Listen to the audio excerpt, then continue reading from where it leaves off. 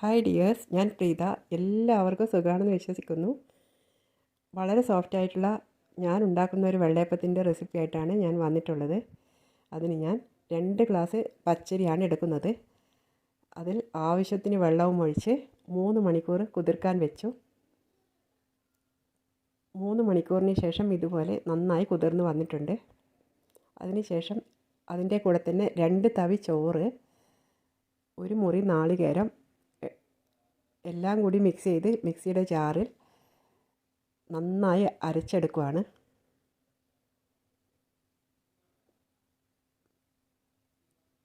നന്നായി അരച്ച മാവ് ഒരു പാത്രത്തിലേക്ക് മാറ്റി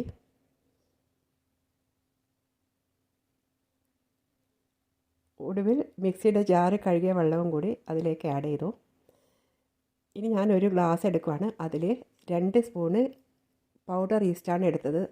നല്ല ക്വാളിറ്റിയുള്ള ഈസ്റ്റാണ് ഞാൻ എടുത്തത്, മാർക്കറ്റിൽ നിന്ന് വാങ്ങിച്ചതാണ്. അതിൻ്റെ കൂടെ തന്നെ 1 സ്പൂണ് പഞ്ചസാരയും ആഡ് ചെയ്തു. ലൈറ്റ് ചൂടുവെള്ളമാണ് ഒഴിക്കുന്നത്. ഇനി ഇത് നന്നായി ഫെർമെൻ്റായിട്ട് വരാൻ നന്നായി ഒന്ന് ഇളക്കി യോജിപ്പിച്ച് നിർത്തണം. ഇളക്കി യോജിപ്പിച്ചതിന് ശേഷം അടച്ചു വെച്ചു. 8 മിനിറ്റിന് ശേഷം തുറന്നപ്പോൾ ഇതുപോലെ നന്നായി ഫെർമെൻ്റായിട്ട് വന്നിട്ടുണ്ട്. ഇത് ഞാൻ ഈ മാവിലേക്ക് ഒഴിച്ച് നന്നായി ഇളക്കി യോജിപ്പിക്കുകയാണ്. നന്നായി ഇളക്കി യോജിപ്പിച്ച ശേഷം അടച്ചു വെച്ചു. 2.5 മണിക്കൂറിന് ശേഷം ഞാൻ തുറന്നപ്പോൾ നന്നായി പൊങ്ങി വന്നിട്ടുണ്ട്. ഇനി ഞാനിതിൽ ആവശ്യത്തിന് ഉപ്പും ഇട്ട് അപ്പം ഉണ്ടാക്കാൻ പോവുകയാണ്. നന്നായി ഇളക്കി നോർമൽ സ്റ്റേജിലേക്ക് ആക്കണം.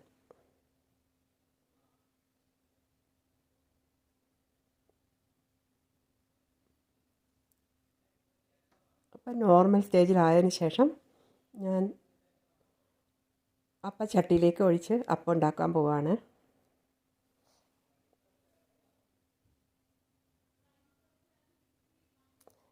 എത്രത്തോളം മാവ് പൊങ്ങി വന്നിട്ടുണ്ടെന്ന് നിങ്ങൾക്ക് കാണുമ്പോൾ തന്നെ അറിയാലോ.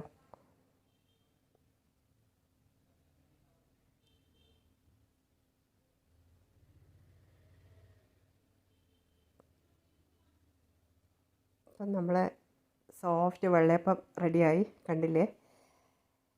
കുറേ ദ്വാരങ്ങളൊക്കെ ആയിട്ട് നല്ല സോഫ്റ്റാണ്, കഴിക്കാനും നല്ല ടേസ്റ്റാണ്.